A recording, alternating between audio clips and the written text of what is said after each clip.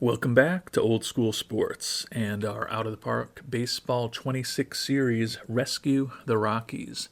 And 2 months into the 2033 season, we've been doing a awful job of rescuing these Colorado Rockies after 7 straight playoff appearances, 3 consecutive years with the best record in baseball, and the first world title in Rockies history over the course of this playthrough.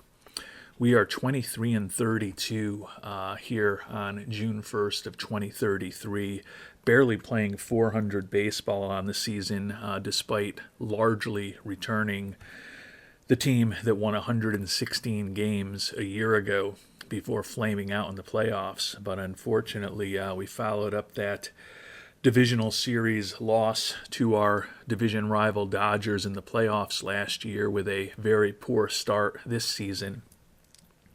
The only positive thing is that the NL West is one of the worst divisions in baseball this year. The Diamondbacks at 29 and 25 have the worst record of any team that's leading a division. So we're only 6.5 games behind. So realistically, we're a good week or two away from being right back in the mix for a division title. If we look at our statistics on paper, we also should be significantly better than the 23 and 32 record that we've put forth so far. So I think for the month of June, our plan is to largely not make a lot of changes and just hope that things revert back towards the mean. And our hope is that the reversion towards the mean is going to mean a better performance on the field. We have made a couple of changes since the last episode. NS1CLRK noted that Justin Gibson seemed to be struggling in the stopper role this year, and certainly is with a 5.85 ERA, and he does only have 30 stamina. So it seemed like that stopper role was a bit too high volume for us. Last year we had success with him in a setup role and using him in a secondary role as a stopper in key situations. So we're going to move him back into that kind of role going forward. Hopefully that will help him jumpstart his season. He's still struggling. And our 4-time All-Star closer, Wellington Herrera, who won the Mariano Rivera Award just last season, struggling mightily this year with an ERA of over 9, 5 shutdowns, but 8 meltdowns, and only 7 saves through the first 2 months of the season. His BABIP is 442, which is just ridiculously horrible. When we look at his Sierra, it's more than 6 runs better than his current ERA. I think he has gotten unlucky a bit, clearly with a 442 BABIP against him. That's not saying anything particularly revolutionary. Although at 29 years old, it does seem like he's perhaps regressing a bit based on the latest scouting report from our scout. Both his stuff and his movement are not quite what they used to be. So I think it's realistic to perhaps consider some regression from the fine performances he's put up the last several seasons, but certainly expecting much better than an ERA of over 9 for him when all is said and done this season. Did also make a change to the rotation. Isaiah Shader, who's been a starter for us most of the past several seasons, 3 and 4 this year with an ERA of close to 6. He's been below replacement level. We called up the youngster Brian Stoops, who we picked in the first round out of New Mexico State almost 2 years ago, about a month ago. He's pitched 16 innings for us with an ERA below 4, hasn't allowed a home run yet. Viewed as the number 50 prospect in baseball, and we are going to try to get him some consistent, hopefully 5, 6, 7 innings every 5 days or so as our number 5 starter going forward from this point, replacing Shader, who has certainly been the weakest link in our rotation this year. But other than that, as I noted, not going to make any significant changes now. Feel like we're still just a good week, 10 days away from being right back in the mix in the NL West, and I think we've got a team that can hopefully get us there. One note as far as player development, Derby Mahez, who is pretty ready to help us defensively, although the bat's still a little bit suspect. Unfortunately, tore some ankle ligaments about a week ago, and he's going to be out for the whole month of June into early July. So, unfortunately, one of the better prospects in our organization, who's hitting 280 this year in 118 AAA at-bats, not going to be able to help us in the majors and not even going to be able to play in AAA for about 6 weeks. He did struggle in his introduction to the major leagues earlier this year, going 4 for 30 with 7 strikeouts in an admittedly small sample size. But given that he's 24 years old and still has some untapped potential, certainly disappointing that he's not going to be getting at-bats for about a month and a half in the middle of the season. But it is what it is, and we'll see if we can hopefully get him some consistent playing time from mid-July through August, and then potentially, if he's improved a little bit with the bat, or honestly, even if he hasn't, conceivably could be a call-up for us in September. We were thinking at the start of this season that Mahez could come and play in September every day, as we kind of assumed by that point we'd likely have a playoff spot just about completely baked. Unfortunately, at this point, that's not a guarantee. So if these next 2-3 months go really well, maybe we bring Mahez up and play him every day, even if the bat isn't quite ready. But if we find ourselves in the middle of a vicious fight just to get back into the playoffs, probably going to make the decisions that we think are best for the team this year when it comes to who's going to be playing towards the end of the season. But a lot of baseball to be played between now and when we need to make roster decisions around September roster expansion. And Mahez, as I noted, not going to be playing any baseball for the next month or so. And taking a look at our schedule for the month of June, got the rubber game of our 3-game series in Los Angeles today against the Dodgers. Then we'll be home against Washington and San Diego. Long road trip, Miami and the Mets out on the East Coast, and then the division-leading Diamondbacks, and then a long homestand to finish the month, 3 games against the Mets, 4 against our division rival Giants, and then an off day before 3 games, I'm assuming the final 3 games of the homestand against the Dodgers before we head down to San Diego in July. So as I noted, certainly not pleased with how the team is doing, but I do think that with the NL West being so mediocre this year, we're a good week away from being right back in the mix. And the good news is we've won 2 of our first 3 games this month. We ended up taking the series in LA against the Dodgers, 2 out of 3. Split the first 2 against Washington. Unfortunately, and this is even exacerbated by the fact that Mahez is banged up and Marcelo Meyer, our second baseman, is already on the IL. But a very important player, starting shortstop Ezequiel Tovar, going to be out with a torn thumb ligament for the next 2 weeks. So our middle infield definitely struggling to stay healthy here. Fortunately, it's not a extremely long-term injury for Tovar if he recovers well. Hitting .254 this year, 8 home runs in 181 at-bats. The veterans put up a 114 WRC plus for us and a 1.4 WAR over the first 2+ months of the season, but he'll be out for a couple of weeks right now. And with starting second baseman Marcelo Meyer about a week away, and then, of course, shortstop Tovar likely to miss a couple of weeks. Definitely going to be an interesting middle of the infield for us going forward. Rosniel DePaula is going to be our everyday shortstop now. The recently called up Ariel Tehigo is going to be our everyday second baseman. And then we just promoted the veteran Jeremy Pena from AAA.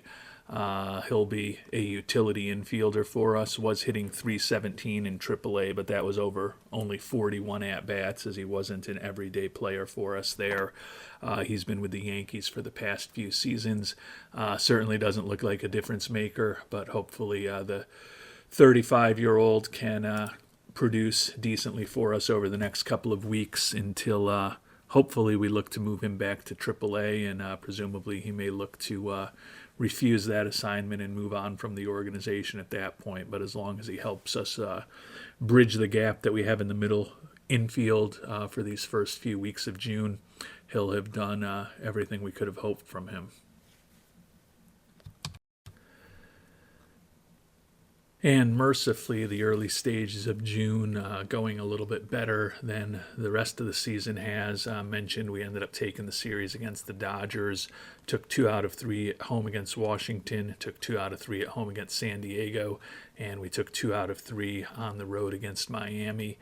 So we've now got a 4-game series at the Mets, and then 3 games at Arizona before we are back home. Haven't made up much ground in the division, still 6 behind, although we have moved past the Giants and into 3rd place. The Diamondbacks 6-4 in their last 10. Gus Nieves ranks 2nd in the National League in home runs. And Noah Schultz 2nd in the league in strikeouts. The lone Rockies near the top of the leaderboards in individual statistics in the NL this year, but playing a little bit better here in the month of June so far with a 7-3 record in June. Hopefully we can have a successful final 7 games of this road trip before we finish up the month at home. And Marcelo Meyer is up on the team. We played him on 1 game in a rehab start in Albuquerque. Went 2 for 5 with a couple of runs scored and a double. So he's back in the lineup as our second baseman. Against right-handed pitching, we sent Pena down. And hopefully we won't be too far away from a return of Tovar as well. And the good news is 5 games after we last checked in, Tovar is healthy and ready to rejoin the team. The bad news is we went 1-4 over those last 5 games, definitely ruining some of the good feelings we had not too long ago. 8-7 record now in this month of June, which isn't going to be good enough to really turn things around. Just 2 games left against Arizona on this road trip, and then we're home for the rest of the month, where hopefully we can do some damage in Colorado. Would love to see a record of 7-3 or 8-2 during that homestand to close out the month, but a couple of big games against Arizona before we get to that point.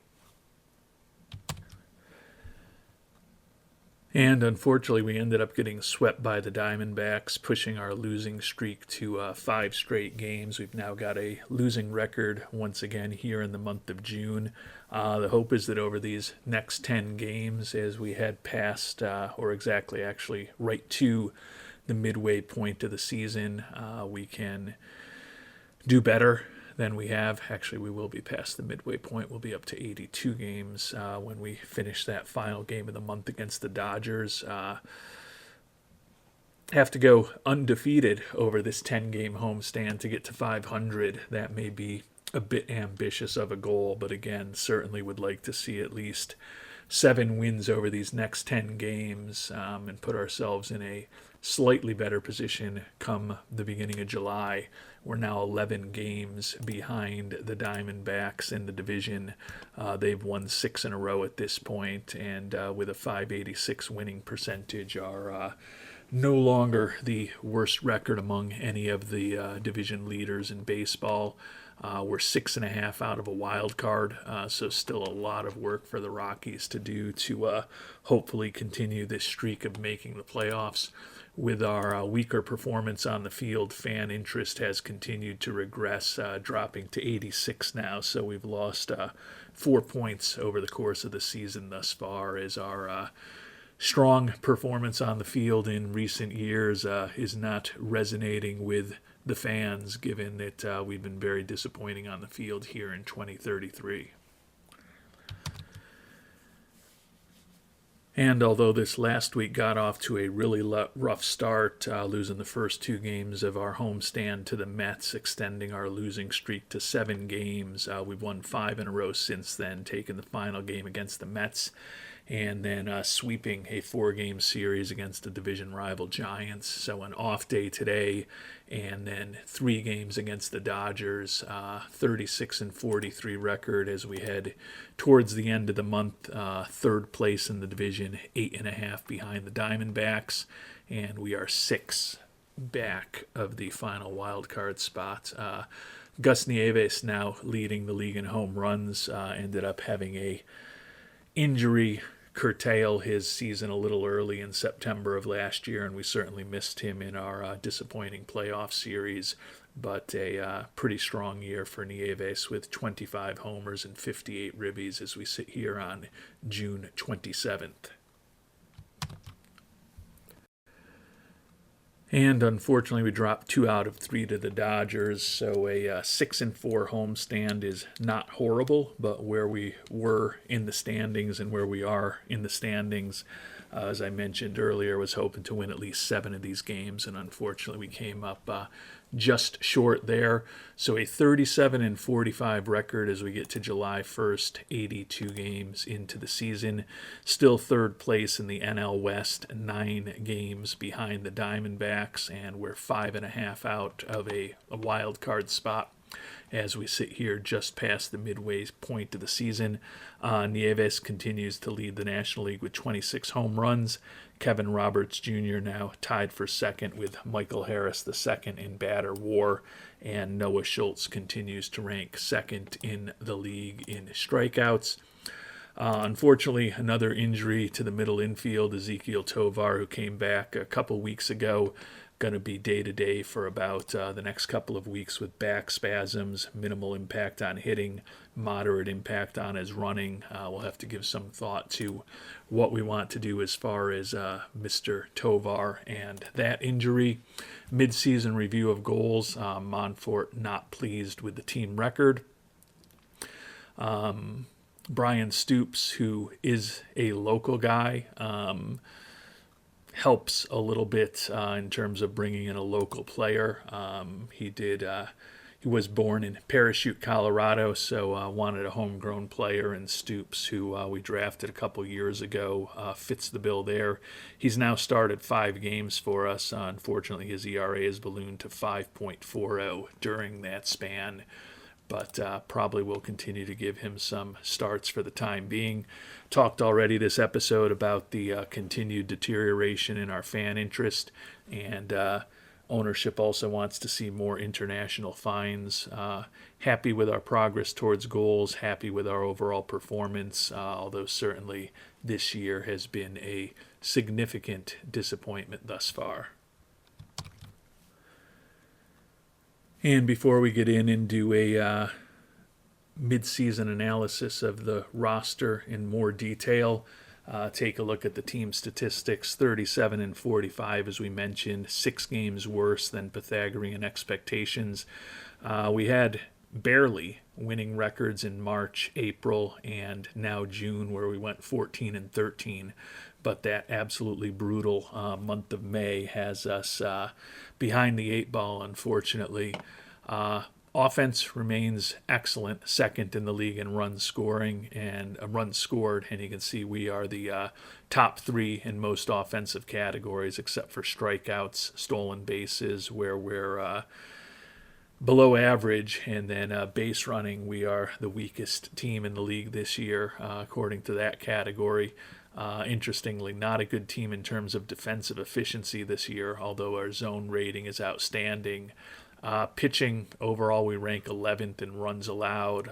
The starter and the bullpen ERAs are almost identical at 4.22 and 4.23 respectively. We are somehow 4th in pitcher WAR, 1st in the league in strikeouts.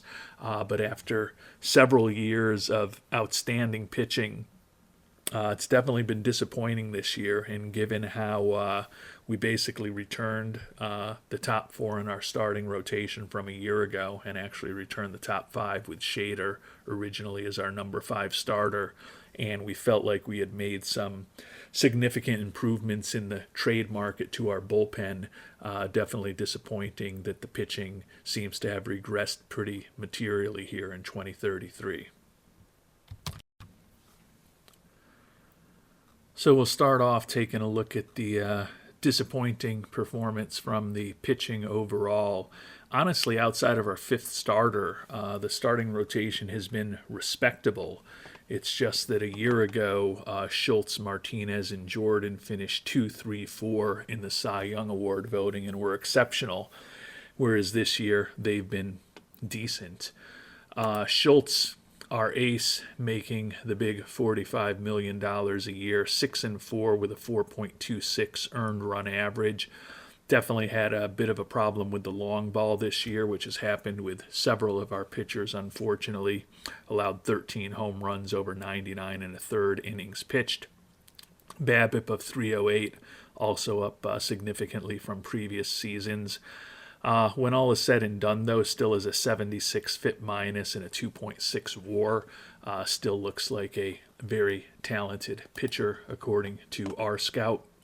Leo Martinez leads the team with 7 wins, 7-4 record, 3.81 ERA.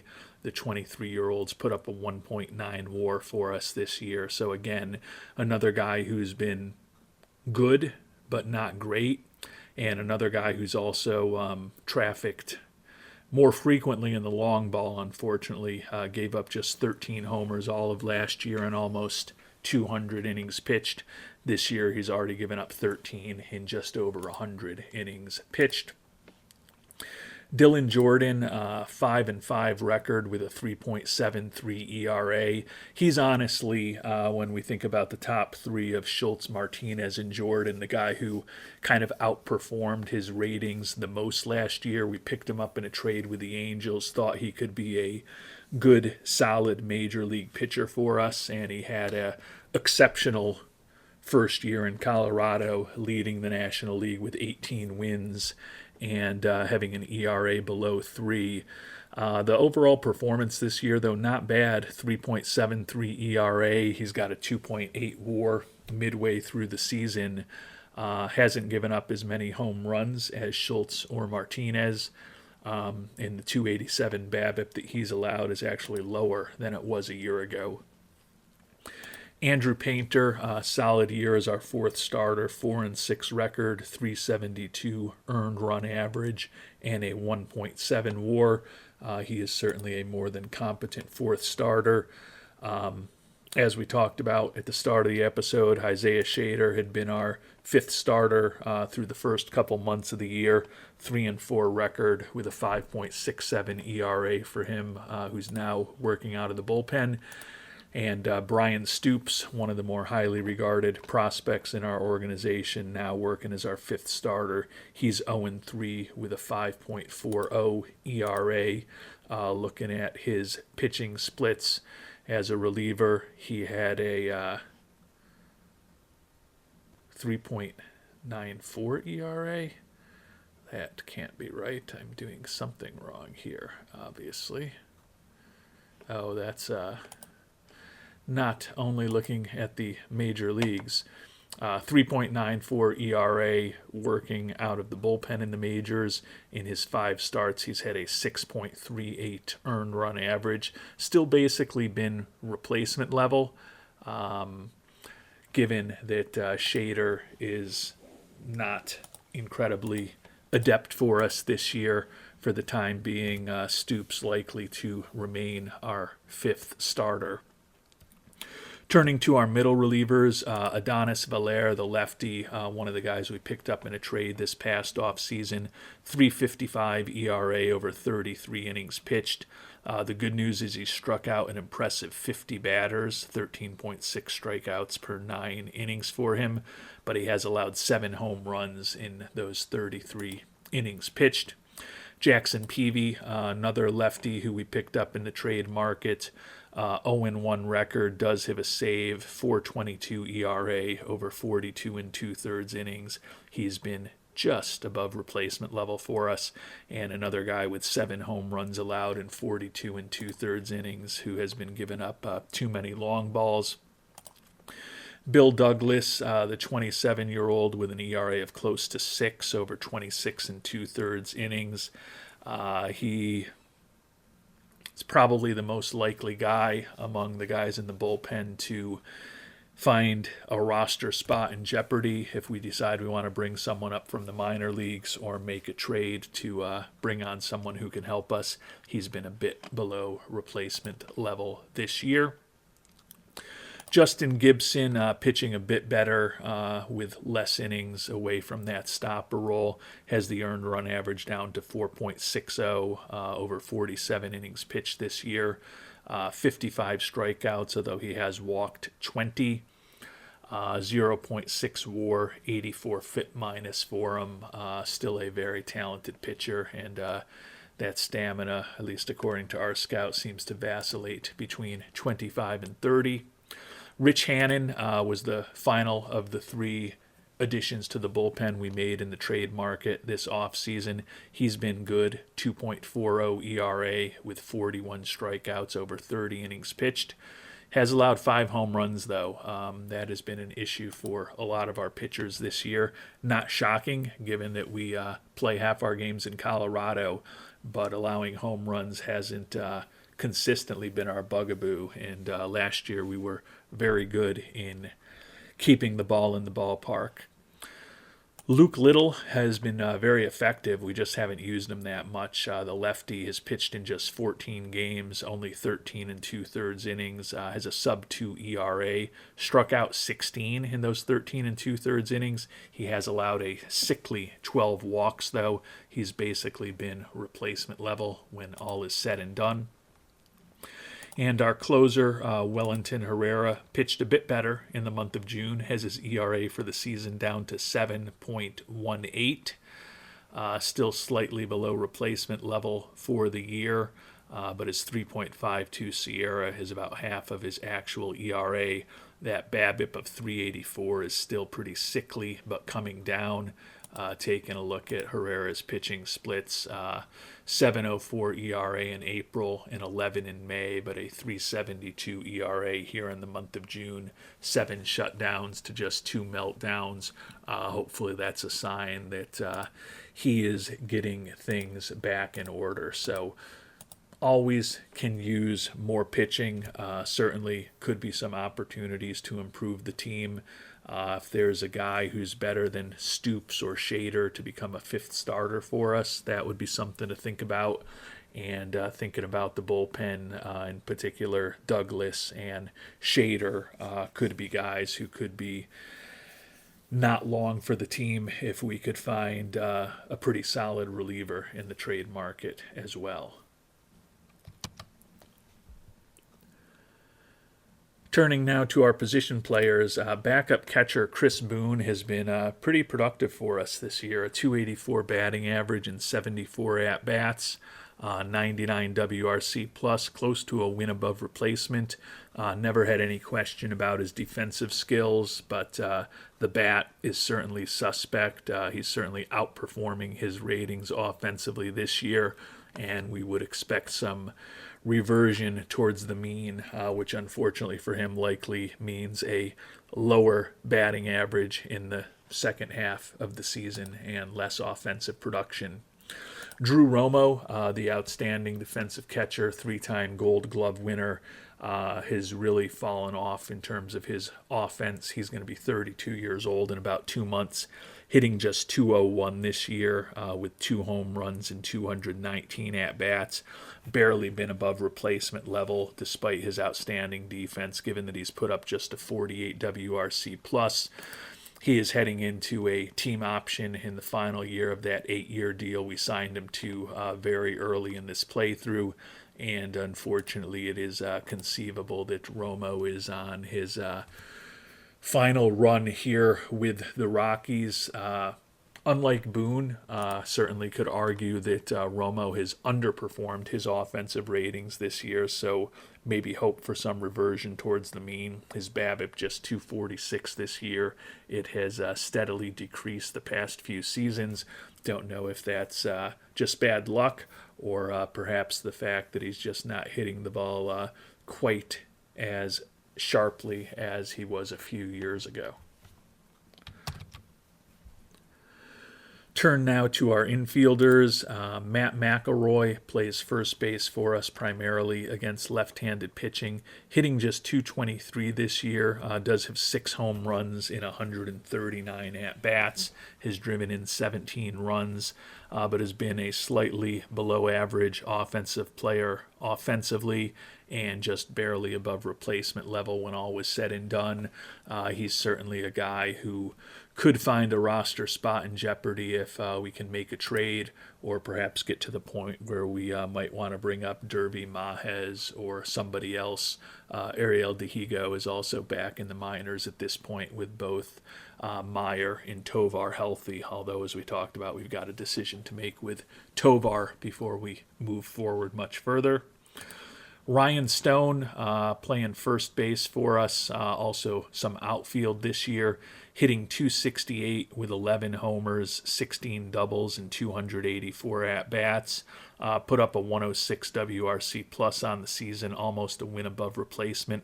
So not as good offensively as he's been in previous seasons. Stone, as we've talked about a lot, has pretty dramatic lefty and righty splits. He's a monster against right-handed pitching, struggles against left-handed pitching.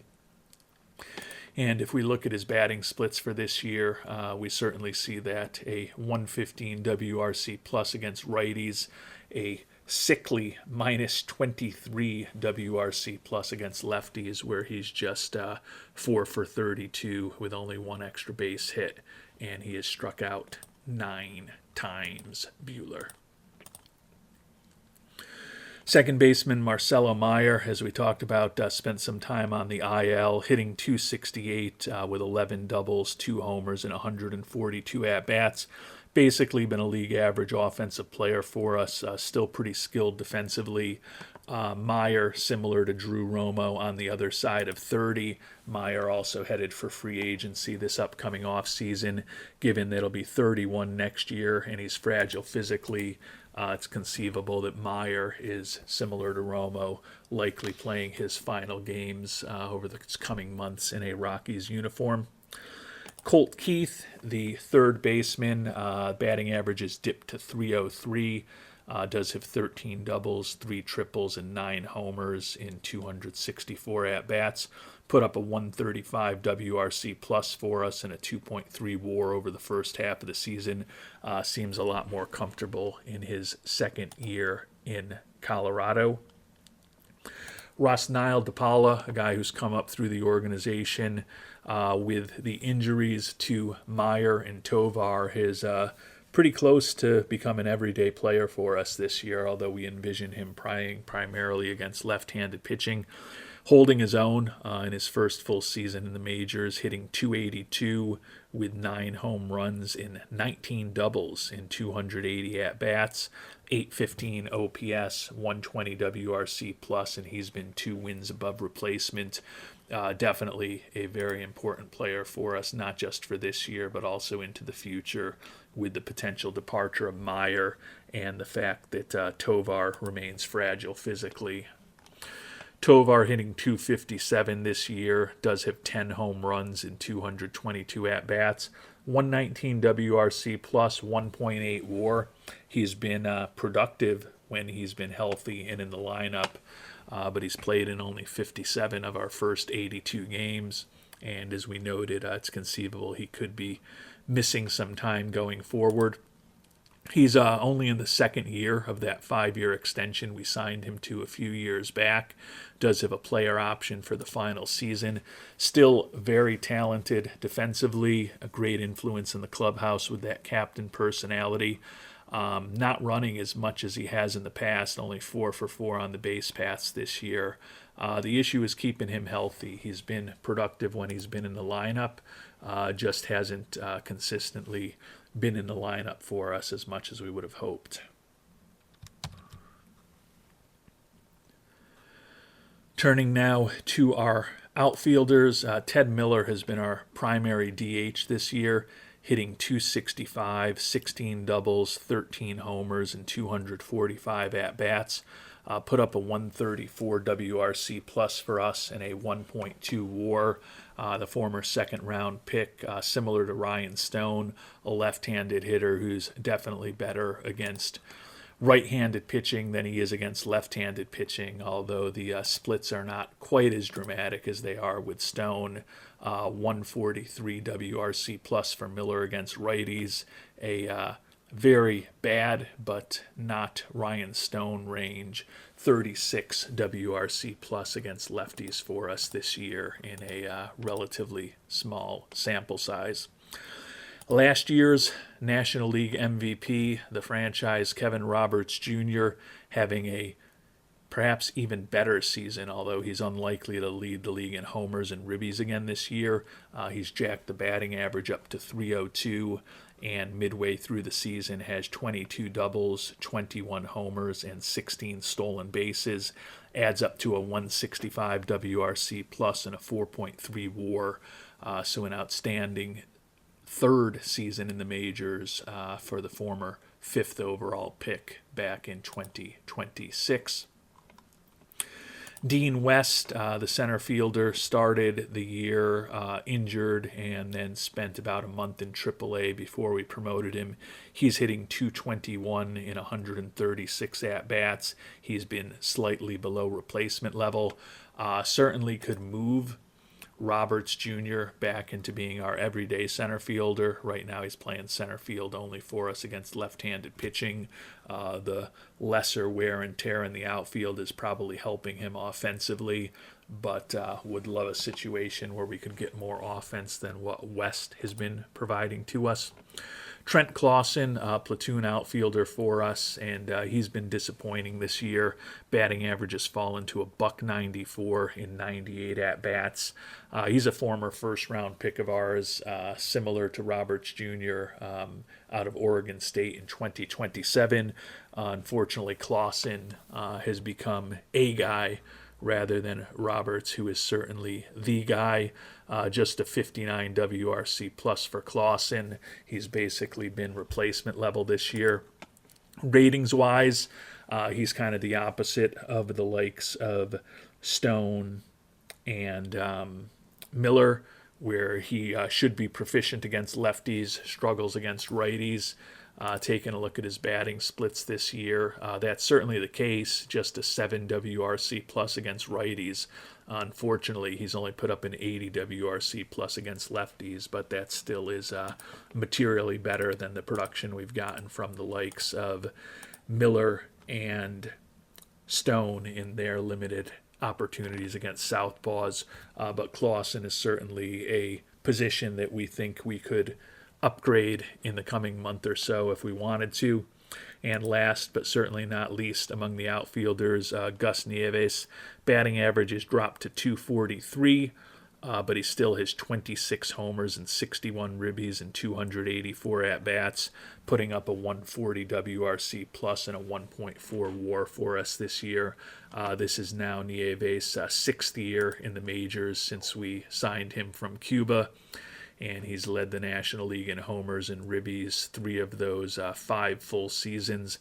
And as we talked about, right now he's on pace to lead the league in homers for a 4th time in his 6 major league seasons if he continues to play the way that he has and remains healthy, which is, of course, not guaranteed.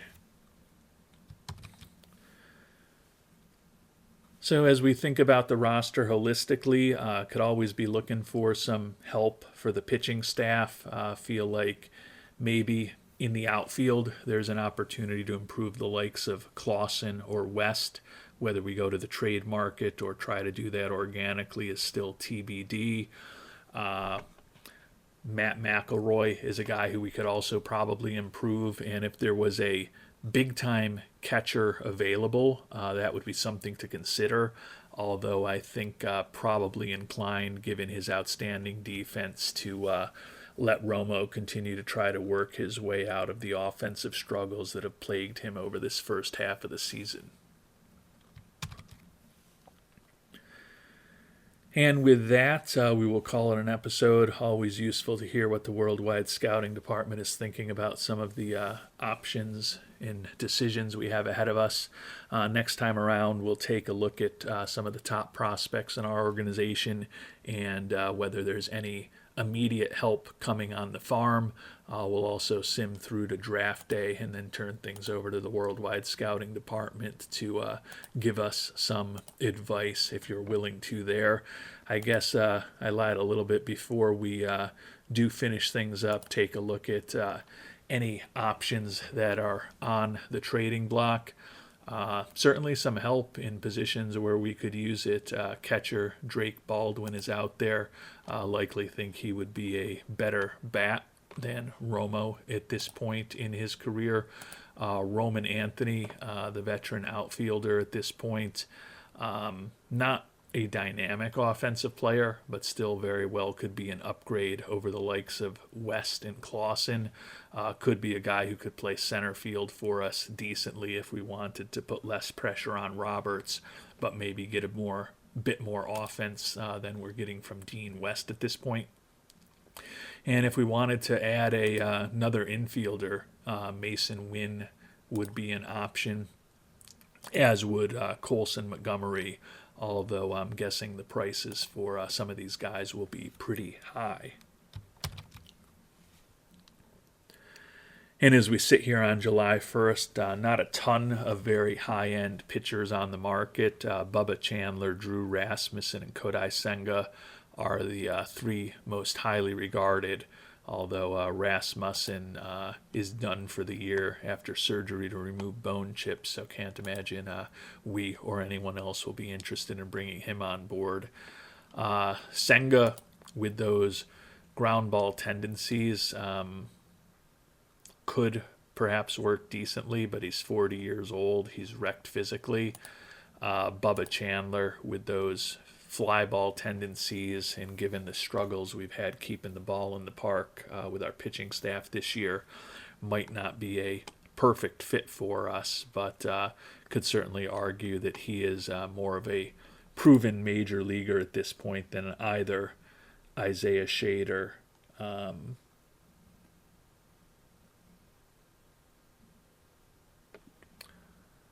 or the youngster Mr. Stoops. But we've got over a month until we get to the trade deadline. At least we had a winning record in June, although certainly wanted to do much better than one game above 500. Definitely going to have to play better over the second half of the year to not only get to the playoffs, we're going to have to play better over the second half of the year just to ensure we don't have a losing record. So got some big decisions to make going forward. As I mentioned, next time around we'll check in before we move forward from this July 1st date on whether there are any realistic options to help us in the upper levels of the minor leagues. I think right now we've got a little more pitching help in AAA than we do everyday player help, with the exception of Mahez. And then we'll sim over the next week and a half or so till we get to the draft, and then do a deep dive on who's available for us, and hopefully get some opinions from the worldwide scouting department on what we should do in the draft, and perhaps what we should continue thinking about in the trade market as we try to guide our Rockies back into the World Series. And before we can do that, we've got to just get them into the playoffs. Until our next episode, thanks so much for watching, and hope you have a great day.